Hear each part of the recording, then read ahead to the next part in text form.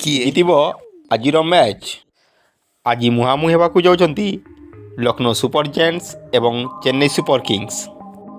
ଦୁଇ ଦଳ ନିଜର ପ୍ରଥମ ମ୍ୟାଚ୍ରେ ପରାଜୟର ସ୍ୱାଦ ଚାଖି ସାରିଛନ୍ତି।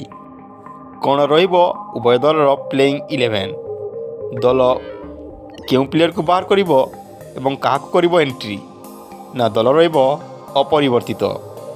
ଚାଲନ୍ତୁ ଦେଖିବା ପୁରା ଭିଡ଼ିଓ। ଯଦି ଚେନ୍ନାଇକୁ ଦେଖିବା, ରବୀନ୍ଦ୍ର ଜାଡ଼େଜା ପାଇଁ ହୋଇପାରେ ବଡ଼ ଚ୍ୟାଲେଞ୍ଜ।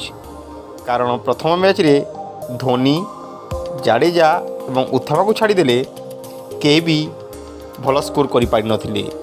ସେପଟେ ଋତୁରାଜ ଗାଇକ୍ୱାଡ଼ ଶୂନ୍ୟରେ ଆଉଟ୍ ହୋଇଥିଲେ ଏବଂ କନ୍ୱେ, ଶିବମ ଦୁବେ ଏମାନେ ସମସ୍ତେ ବହୁତ କମ୍ ରନ୍ରେ ଆଉଟ୍ ହୋଇଯାଇଥିଲେ। ଆଜି ଚେନ୍ନାଇ ଚାନ୍ସ ଦେଇପାରେ ଓଡ଼ିଶାର ଯୁବ ଖେଳାଳି ସudhanshu ମହାନ୍ତିଙ୍କୁ।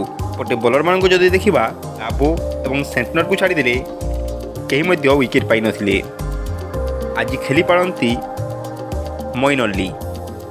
ଆଜିର ମ୍ୟାଚ୍ରେ ଶିବମ ଦୁବେ ବଦଳରେ ମଇନ ଅଲି ଟିମ୍କୁ ଓହ୍ଲାଇ ପାରନ୍ତି। ପଟେ ଲକ୍ଷ୍ନୌ ଦଳକୁ ଯଦି ଦେଖିବା, ଦୀପକ ହୁଡା ଏବଂ ଆୟୁଷ ପଟନକୁ ଛାଡ଼ିଦେଲେ କେହି ମଧ୍ୟ ଭଲ ସ୍କୋର କରିପାରିନଥିଲେ। ସେ ମଧ୍ୟ କିଛି ମାତ୍ରାରେ ଭଲ ଖେଳିଥିଲେ। କିନ୍ତୁ କେଏଲ୍ ରାହୁଲ, ପିକକ୍, ଲେୱିସ୍, ମନୀଷ ପାଣ୍ଡେ ପ୍ରାରମ୍ଭିକ 4ଟି ବ୍ୟାଟ୍ସମ୍ୟାନ୍କୁ ଭଲ ଭାବରେ ଖେଳିବାକୁ ପଡ଼ିବ। ଦେଖିବାକୁ ରହିଲା ଅଧିନାୟକ କେଏଲ୍ ରାହୁଲ କାହାକୁ ଚେଞ୍ଜ କରୁଛନ୍ତି ନା ଦଳ ଅପରିବର୍ତ୍ତିତ ରହିବ। ସେପଟେ ବୋଲରମାନଙ୍କୁ ଯଦି ଦେଖିବା, ଚମିରା, ଆବେଶ ଖାନ, କୁନାଲ ପାଣ୍ଡ୍ୟା ଏବଂ ଦୀପକ ହୁଡା ଭଲ ପ୍ରଦର୍ଶନ କରିଥିଲେ। ମହସିନ ଖାନ ଏବଂ ରବି ବିଷ୍ଣୋଇ ୱିକେଟ୍ ପାଇବାରେ ବିଫଳ ହୋଇଥିଲେ।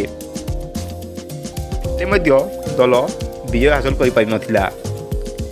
ତ ଦେଖିବା ଆଜିର ମ୍ୟାଚ୍ରେ ଦଳ କାହାକୁ ନୂଆ ଏଣ୍ଟ୍ରି ଦେବ ଏବଂ କାହାକୁ ବିଦାୟ ଦେବ। ଧନ୍ୟବାଦ।